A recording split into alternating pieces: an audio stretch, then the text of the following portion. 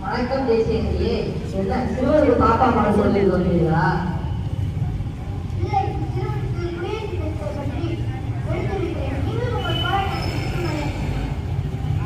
நாங்கள் ஆங்கிலேயர்களுக்கு எதிரான விடுதலை போராட்டம் போயிட்டு இந்நாட்டு மக்களும் மாணவர்களும் சுதந்திரம் அடைய போராடினோம். இன்று நீங்கள் சுதந்திரமாக அடைப்பதை காணும்போது மிகுந்த ஆனந்தம் அடைகிறேன். சிறுவனே வா, உன்னை தியாக வீரரை நான் வணங்கி செல்கிறேன்.